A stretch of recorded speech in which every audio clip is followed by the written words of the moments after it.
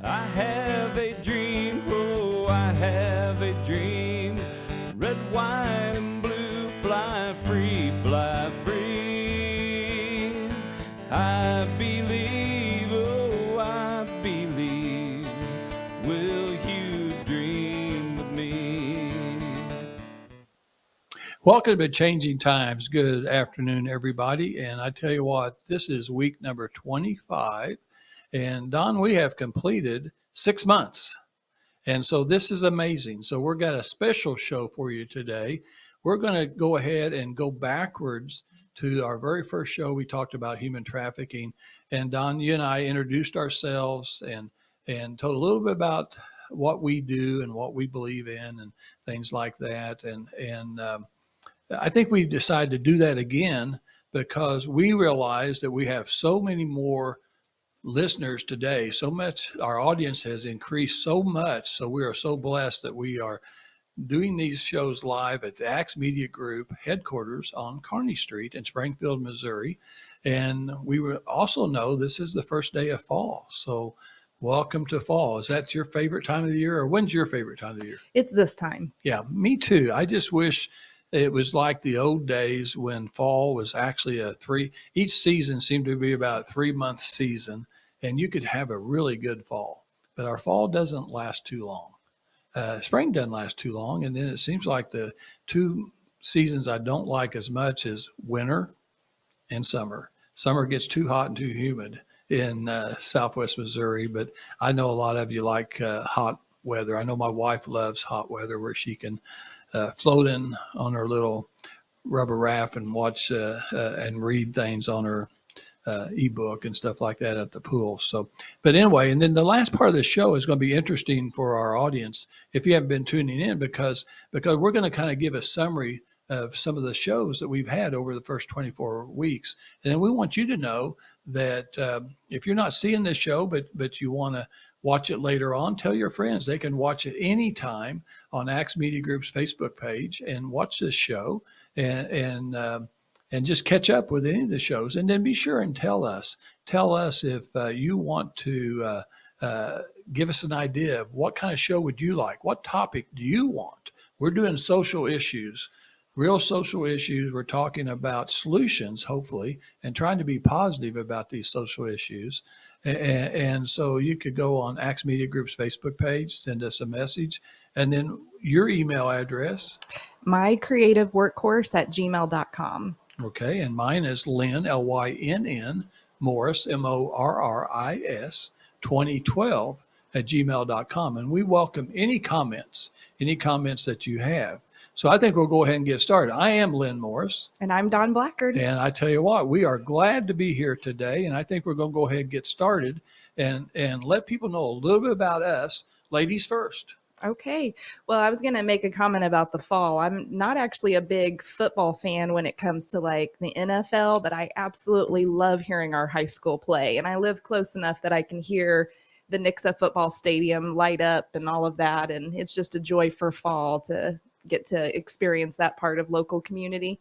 Well, Lynn, when you asked me to do this adventure, I had to really trust the Lord with it. And that's one reason I'm glad to land over here at Axe Ministry. You know, we're listener supported and everybody's a volunteer. We have super fantastic people who've went before us and laid the groundwork of this really great organization. I love that it's non-denominational and everything is really focused around unity in the Holy Spirit. And so I thought it was really comforting for me that before you called, the Lord was marinating on my heart that you were going to call me about something. And I just interpreted that as I needed to say yes, because when you asked, I was actually at a time in my life when I had promised my husband and my son that I was not going to do anything else until I finished up some other projects that I was doing. But you know, I was listening to Casting Crowns this morning. I absolutely love to listen to Christian music. And one of my favorite songs that they sing is I'm Just a Nobody, trying to let everybody know about a somebody who changed my life. And if you're listening today and, you know, you're wondering, you know, that we're thinking that we're two super special people, I can tell you that I am just a nobody, but I have the favor of the Lord because I'm walking with the Lord. And so it's okay to be a nobody, but You're one of the best nobodies that I know. well, I do it pretty well, but I come from a super fabulous family, and my dad's been a pastor in the area for over 35 years at the same church, and my grandpa was the pastor before him. My mom used to be the vice president of St. John's Mercy Hospital, so I've been around medical and I've been around the church my whole entire life, just brought up. About 5 years ago, I really committed my life to following the Lord step by step. It wasn't just that I loved the Lord, it was that He had total control over my life. And I had done a few things in my past. As you know, I served in the military, came back, got a bachelor's degree from Missouri State University, and did all that.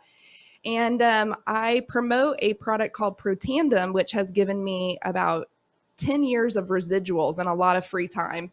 But I had to tell the Lord, like, I know I'm going to give an account to you someday. I know I'm going to give an account on my time, and am I being a good steward of my time? And so I started really praying that the Lord would open up the next opportunity for me. And I didn't know what that was. I thought about going to PA school to be a PA, physician's assistant. And I started researching that. And then all of a sudden, an opportunity opened up that my mom had started Hammond's Heart Institute when I was about 8 years old. And she had hired a gentleman and gave him his first job in this network. And so here he was 35 years later, very skilled in his job, which was cardiac sonography. And he offered to do an internship with me. And so I was able to sit with him for 1,000 or more patients and just have him really invest in me and teach me about cardiac sonography. And so, Lynn, for me, it wasn't just that God opened up a door for a job. He knew my heart and he knew where I really needed to go. I had lost my uncle when I was 13 years old to him having something wrong with his heart. And he actually had Morphans and we didn't know it. And so I've always researched that topic. And I just told the Lord, if there's anything I can do to prevent other families from going through what I went through, then I want to be a part of that. And so now I just graduated. And as you know, the Holy Spirit helped me then get through my test. And he just keeps showing up for me over and over again. But so now I'm a registered diagnostic cardiac sonographer. So I'm looking to start working doing that. And then the goal and the ambition is to hopefully be able to scan people and then to get my PEDS certification so I can scan kids for free. That's awesome. That's awesome.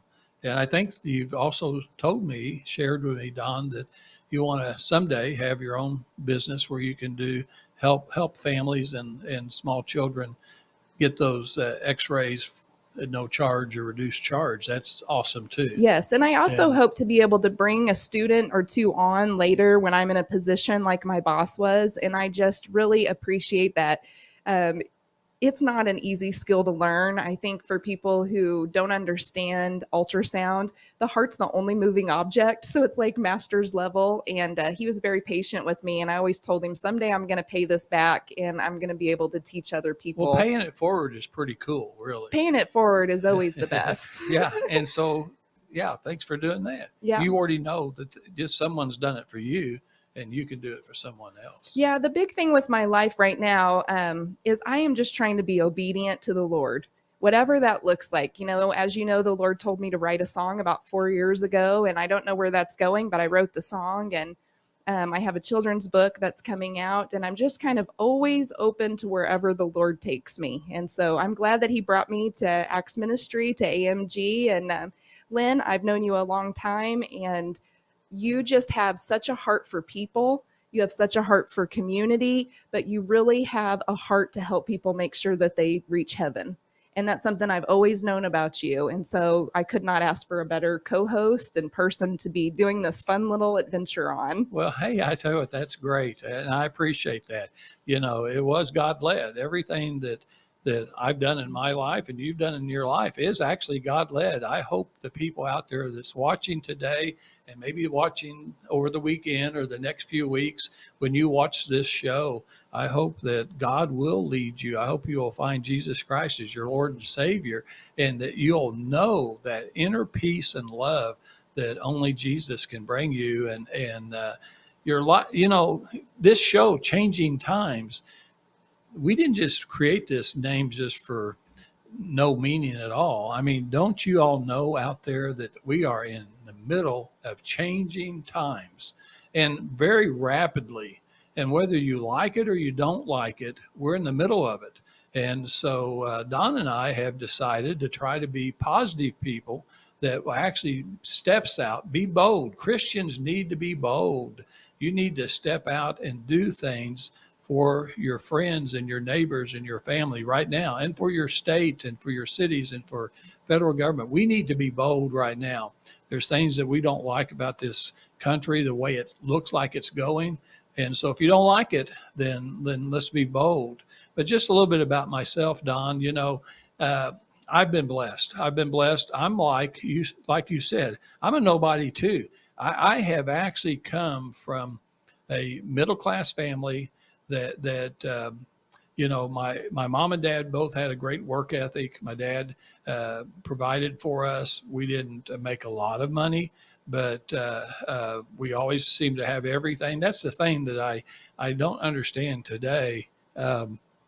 When I was going to school, and I'm 72, so I don't mind people knowing how old I am, but I just couldn't figure this out. Nobody back when I was growing up, say elementary school, junior high school, I didn't see any poor kids. I don't know where they were, because we all seemed to be about the same. Even if you were a doctor's kid back there, and I ran around with lawyers' kids, doctors' kids, city attorneys' kids. We were in Boy Scouts. We became Eagle Scouts. 6 of us became Eagle Scouts at one time. Troop 212, Delaware, and Springfield, Missouri. All that stuff. We all were the same. I don't know where all these separations have come, and the disparities between people that have and people that don't have, because it wasn't that way that much back when we were growing up. And I went to junior high school at Jarrett Junior High School. I played sports. I loved sports. I loved basketball. I started in basketball, starting guard in basketball, played football, played baseball, played tennis. Tennis, I found out, was a sport that I loved because it was individual, and there were also doubles. So you either play with a partner or you play by yourself. But I ended up being a state champion in tennis scholarship in college, and I've always I used to own a tennis club. Clay Court Tennis Club with Dr. John Franks in Springfield, Missouri, a dentist. And he and I had a lot of fun. I gave tennis lessons to a lot of people, a lot of doctors' wives, lawyers' wives, business people. My most famous person was Brad Pitt. He wasn't an actor back then, so he was a senior at Kickapoo High School. And his dad came to me, Bill Pitt came to me and said, "Hey, Lynn, can you work on Brad's confidence? And he needs to letter in something, and he's too small for basketball or football."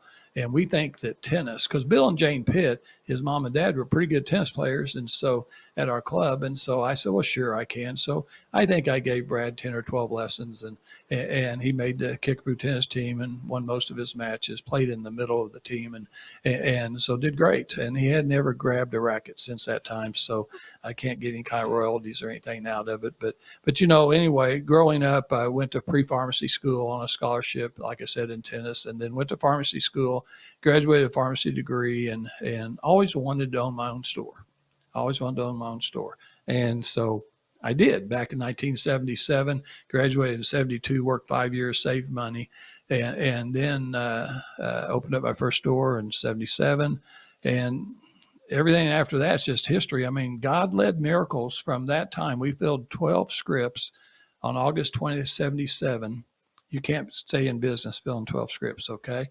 You need to fill 100 or more scripts a day, probably 150 a day today to make it. And we went from one store, to 26 stores and 1.4 million the last 3 years in prescriptions. So think about how many thousands of tablets we're dispensing if we're filling 1.4 million prescriptions. Every one of those levels that we went through was just a God-led miracle story. And then later on, I decided to go back to graduate school and went to Southwest Baptist and got my master's in healthcare administration. And lucky enough, I was able and offered a job as the COO, Chief Operating Officer at Columbia HCA. They ended up buying a hospital in Springfield. Cox Walnut Lawn is what it is today, but they bought it before Cox bought it. And so we sold it to Cox, and I was a COO for about 4 years. Most people don't know that. At that time, I don't know. I think I had about 8 or 10, 12 stores. So I didn't have near as many stores, and I had family members and other people running my stores.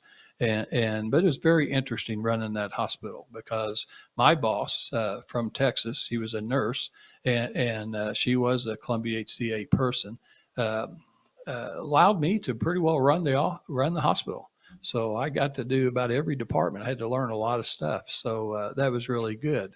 And then I got into politics. I was a state representative for 8 years from 2012 to 2020, not because I necessarily like politics, but I got in because I didn't like the way the government was going back then. I didn't like all the red tape, all the insurance problems, the government overreach in my pharmacies. I didn't feel like I was my own boss. In the 70s and 80s, I thought I owned my store and I was the boss. And then pretty soon I found out, hey, I'm not the boss. Everybody else is the boss. I'm not the boss. And so I decided I'd try to do something about that. And hopefully we did do some good. And then I became a county commissioner. And so that's what I am today. And so that kind of gives you a little bit of background of you, Don, and me. But I want to go ahead and if you all have any questions about us, Don, or myself, and you want to send us an email or send a Facebook message, be sure and do that. So ACTS Media Group Facebook page, send us a message. Hey, I want to know something else about you. We'll be honest and tell you about us. I can tell you about boxing. I used to box at the boys club all the time, and I loved to box. And I kind of started boxing, Don, you and I talked about it. I wore real thick glasses. Back then, they didn't have the technology that could make these thick glasses into thin glasses. So it looked like I had a prism on both lenses. And then not only that, I had big old black framed glasses, but they were broken in about 6 different places. And I had white tape, that old white tape that just looked terrible. But I didn't know if it looked terrible back then. But I had them taped here and there and everywhere. And because I would play sports and I'd get them knocked off. And then when people started, little kids, we talked about bullying and about suicide prevention. We had a great show last Wednesday. And we talked about, one of the things I did, you can't do that today. So kids, you can't do that today. But if somebody would call me Four Eyes, because kids even back then bullied a little bit and would make fun of you if you were a kid that was overweight. They'd call people fatso and things like that. And I just started hitting people in the nose, breaking noses every time you call me Four Eyes. And you know what? I stopped it. There wasn't after 2 or 3 of those episodes. And I went to the principal's office, but hey, I stopped it. I stopped it on my own because nobody else was going to stop it. And unfortunately today we have a lot of bullying that goes on that ends up causing some kids to commit suicide. And that's really bad. But let's start talking about our shows. We've had the reason why we have great shows is because we have great guests. Absolutely. It's not us. We just are the vehicle for these guests. And we invite these great guests to come in and share their life and share their story. That's what's awesome. So we started out with human trafficking. Yeah, Sergeant Mike. He came in. He was sitting right here where I was.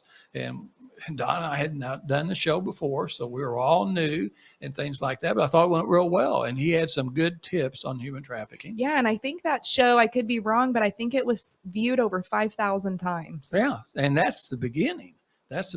So that's what started getting us excited about the fact that this show is seen, if you don't know it, this show is seen all over the United States.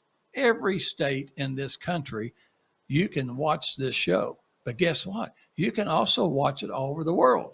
So all over the world today, no matter where you live, you have the opportunity to watch the show live or watch the show later on And that's an amazing thing. Yeah. So we really appreciate the Axe Media Group for allowing us to do that. So, you know, we went from human trafficking. We also did some shows. I know one time when I was on vacation, we've done a couple of shows on foster care and things like that. So why don't you talk about those shows? Well, I love that we are bringing awareness, and there's so many different nonprofits out there that, you know, they need us more than ever. And one big way is in being a volunteer. And so we really wanted to help the kids. And so we really focused on two different areas for a month. One was on foster care, and that also included CASA, Court Appointed Special Advocacy. And, you know, for a lot of people, I think what was really good about those shows was it showed that you don't have to go all the way into foster care just yet. You can dip your toe in by being a CASA or being a respite care. And I know from experience of having these foster kids in our family, I just can't advocate it enough. We're actually going to see two of our kids get to be reunited with their mother, which is very exciting. But we're going to get to stay involved in their life. And I know Lynn and I, both of us, are really considering being a CASA for this next year coming up here. One thing that I took away from talking to their executive director was that you could be a sister group or a friend group or a family group could all work with the same child or the same sibling. So I thought that was really neat that people can share the load. And everywhere I go, whether I'm getting a facial or, you know, I'm talking to somebody, I bring up the CASA still, and I talk about that with different people. And so trying to bring awareness even when we're not on the show, and then telling them they should come back and watch that. So that was a really good month to make a difference. And I know we did make a difference, Lynn. Right. Right. And you had your brother on and he shared his story about the kids. Yes. And Him and his wife were sharing the story of what it was like to be first time foster parents.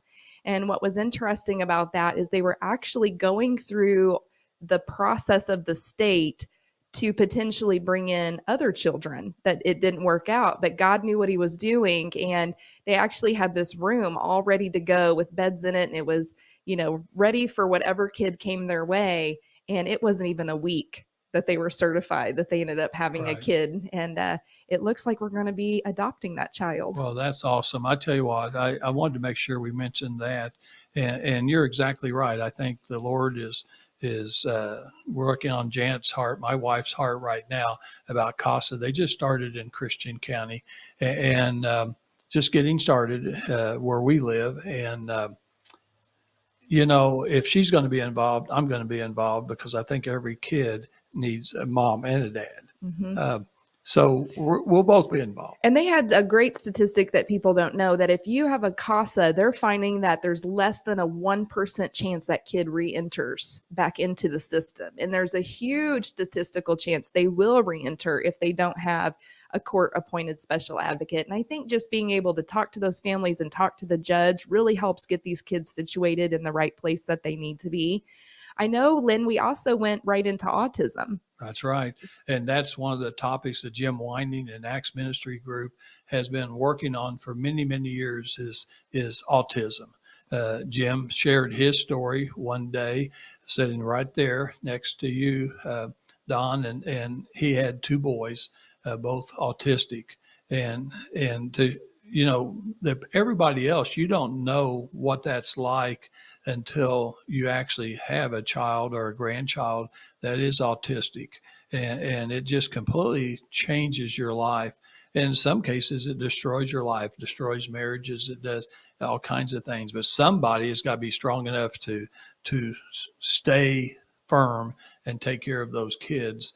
And so we had great organizations on here that talked about it and talked how they, you know, Rivendell, and there was several other We had groups. Ark of the Ozarks. Ark of the Ozarks. And we had Developmental Center of the Ozarks. DOC. And I tell you what, so we are so blessed that we have all these organizations that do that. Christian County Links down in Nixa, Missouri, that serves Christian County. The workshop in Nixa, where a lot of the kids work, and they love the work. They love to work, and my company, Family Pharmacy, was able to contract with them, and they cleaned our little cassettes that we would use over and over again. We'd put new sleeves in each little pocket, but they would clean the glue off the plastic where the labels were stuck, because we would put a new label on every time. And they did so much better than all of my employees. That's great. I heard today that Arc of the Ozarks is detailing cars. They have really? someone there that started that up, and Okay. and I thought that was really, really neat. We forgot to mention Dogwood Ranch. They Dogwood came Ranch. on during our month that we had about foster kids. That's right. And if you want to say a little bit about Dogwood Ranch. Well, I tell you, I will. I'm very proud. Dogwood Ranch is in my district, District 140, Eastern Christian County. They're right there on the Rogersville, Ozark area. And I'm actually going to be meeting with Dana Lopez today, the CEO, president of Dogwood Ranch, at 2:00. We're going to be meeting in Ozark because she's working on a new grant. She talked to us about, when she was on our show, she was sharing the vision, the dream, the God's answering her prayer about, she built these little homes, little tiny homes where two girls could live in the home together. After they age out of the system in Missouri, they're still too young to be out on the street. That's a problem. So we need to fix that. But so she's had a solution. She was going to build these little homes and watch over those kids for another year or two while they had their job, got their first car, learned how to balance their checkbook, buy groceries, keep their place clean, all those things. And now she's going on even further. She's wanting to build homes, bigger homes, but smaller homes, than some people have, to reunite the kids and the mom and dads, those foster parents and those kids, and have a village of those people. And I think that's absolutely awesome. And those are the type of solutions that we talked about when you have social issues. So I think that's pretty cool. Yeah, very cool. Yeah. So we had some other things. Just recently, we had 9/11. Unfortunately, 9/11 happened 20 years ago, but I don't think we should ever forget it. You and I both spoke Sunday in Springfield, remembering 9/11, Why I Love America concert on Park Central Square. And we had Bob Mundy sitting right here next to me, and you had Alan. And they did a great job. They did. Yes. I mean, they did a great job. Alan was on the keyboard. Alan Kemper was on the keyboard. Bob was singing songs and helping us remember what happened on 9/11 and the importance of being together and being patriotic. I would hope that we'll always be more patriotic. I wish we could be more patriotic than we are today, but that's our goal, is to try to everyone feel proud. Even if we have problems in this country, it's the greatest country in the world. So be proud of what you have and always be working to improve it instead of just complaining. Okay. And then how about Amy Blanchett, your friend? She was awesome. Yes, absolutely. And just seeing what they're doing over here in the Grant Beach area, and they have such a multifaceted nonprofit through the Drew Lewis Foundation. They're doing so many things. It was great to also be able to, our church had been giving a bunch of school supplies from out of state. We were actually able to meet up with the Fairbanks and give them some of those supplies. And so it was awesome to be able to work with them, because we're within that community where my dad's church is. So they're not too far from us. Well, I tell you what, and here's another example. She's got her doctorate degree, and she's a professor at Missouri State University. Drury.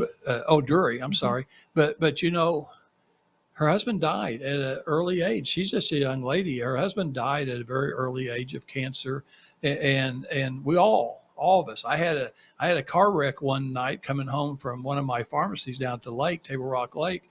And I hit the back of a semi truck stopped on the highway, and I should have been dead. That's one of the reasons why I do what I do. Is I've used a shotgun approach for many years of trying to do things that would please God, that would be of value to other people and to help other people, because I know He spared me for something. I mean, and so all of us. That's why I want the people that's watching to know we all have peaks and valleys that we go through, and nobody has a perfect life. The perfect life will be later on, but not today. Okay, not today. And so she was awesome with all the things she does on the north side of Springfield, helping people buy homes, providing food every day, all that type of stuff. That was really awesome too. And then how about Light the Way Ministry?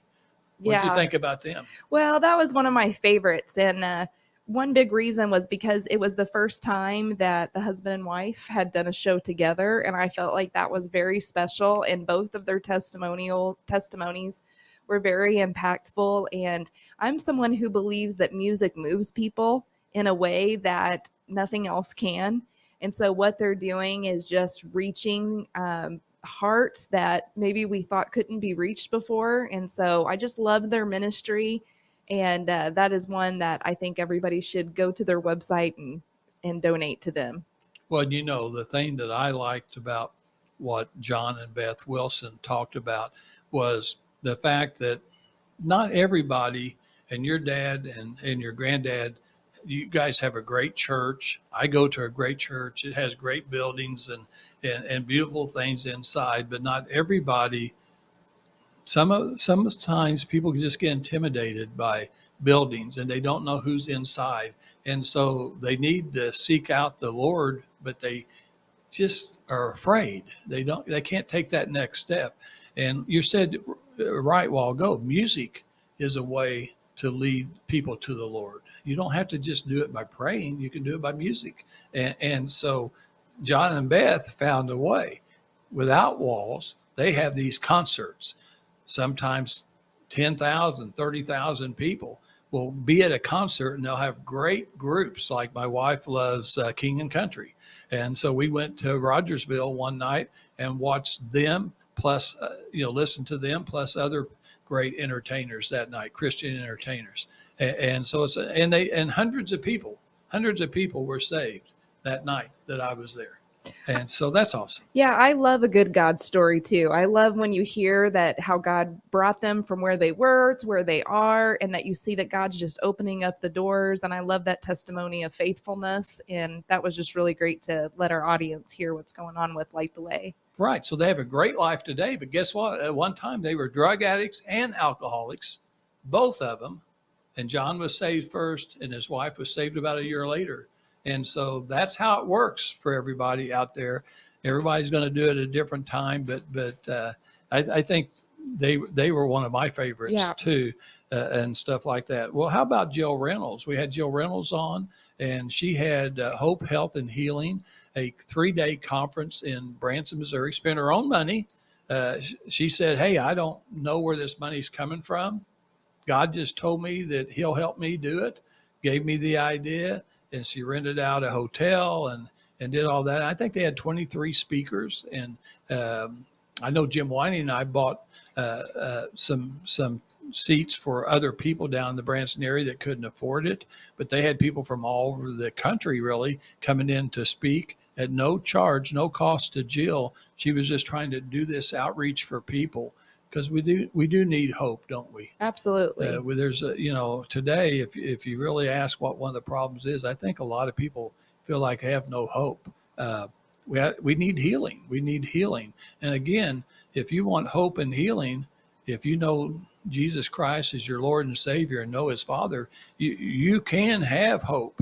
We can have hope. That's the only hope I believe we can have. I don't think we can depend on the government to have hope and healing, and maybe not even our health. So I really appreciate that show. We wanted to really help them. Tell a little bit about your dad, because we had him on a couple of programs, because we had that lady that's doing hair now. Yeah, well, that was a neat show because my dad started a program about 7 or 8 years ago, Renewed Treasures, where they take women after they get out of prison. And Ann Tompkins runs that. She's phenomenal. And we had a lady that came in and she was able to get a grant from the state. She was able to go and learn how to do hair. And then now they're setting her up with the Alabaster Box. and she is able to cut hair on Commercial Street. And, she's making a difference in all of those people's lives. But it was really neat to see the intertwining works of the Lord from the beginning program to launching a new program.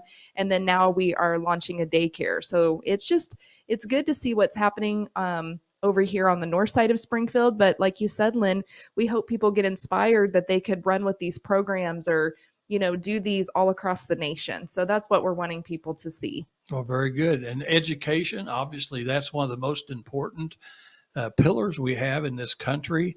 And we had several shows about education. We had Dr. Mary Byrne, PhD in education. We had her on talking about the 100-year history of education and how people are beginning to infiltrate. We have a lot of enemies. It's hard to believe, but there's enemies within our country, people within our own country that want to destroy our way of life. They want to destroy our democracy. They want to destroy the form of republic or form of government. They want to change our Constitution. They want to change our Bill of Rights, the preamble. They really don't like capitalism. They think socialism is the best form of government. Well, show me any place in the world that is succeeding with either socialism or communism. I mean, you might have a handful of people succeeding in a socialistic or communistic country, but all the masses of people, they're not succeeding. So I don't know why people are being duped on that, but we had Dr. Mary Byrne. We talked about critical race theory. We had Dr. Mary Byrne again. We had David Noakes, a retired police officer, talking about critical race theory.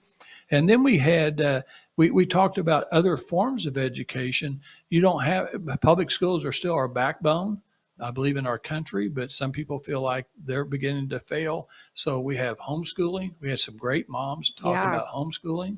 And then we had private schools, because that's another alternative, and things like that.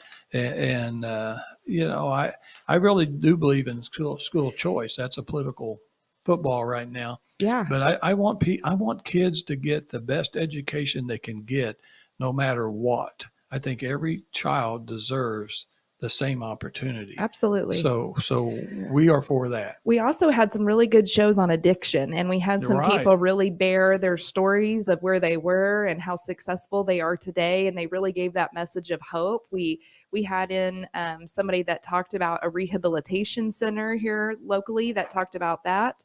And, but one of my other favorite guests was meeting Sarah Forhetz with Convoy of Hope. She's somebody I sincerely admire and everything that she's doing out in the community preaching, but also just Convoy of Hope is such a massive organization making a direct impact in so many people's lives. The fact that they've had over like 640,000 volunteers and they feed about 340,000 kids a day. Such a great organization. And we love that we are able to allow them to take the microphone anytime they want. We told them they can come back anytime. Sure. And we're just big supporters of their organization. Well, they do a great job. And, every time there's a catastrophe somewhere in this world, they are there. They are there. And so we really appreciate it. So if anybody wants to donate to Convoy of Hope, that's a great thing. Jordan Valley, where Mandy, my daughter, works. We had great guests. We had a doctor. We had the director of marketing on our show. And Jordan Valley is another one of those great facilities, what I call difference maker, where they're helping low-income families on the north side of Springfield. And they provide, really, they talked about it, whether it be medical care or whether it be care on drug addiction or anything like that. They kind of combine them all. So everything's combined so they get the total patient care instead of just part of the care. So I think they were good. Suicide prevention, we just did that. And we had, and actually I think we've done that a couple of times because that is so important. But we had great people. We had Jason Shaw and we had Robin Walsh, and Robin's written a book. So we encourage people to find her book. We had Jackie Barger with the Children's Smile Center. They do a great thing. That's a completely a clinic on Medicaid clinic and stuff like that. And they take care of a lot of children because most dentists won't take Medicaid. And so another great, we found a lot of people over these shows doing great things out there. they're being the change, like what you always say. Yeah. And they're being a difference maker. Some of the other shows that we had was We had D. Wampler on. oh yeah, can't forget old D. Wampler. I tell you what, D has been. He was there just about a week ago. I heard him yelling and stuff like that. He was doing a court case. Hey, I think we're going to run out of time, but we appreciate everyone watching us. We want to thank Jim Whining and Paul Collins for getting us started. Thanks to the audience for listening in and helping make us our show. We'll see you next Wednesday. Do I hear a hallelujah? Can I get a hoorah from a patriot like me? That's what it means to really dream.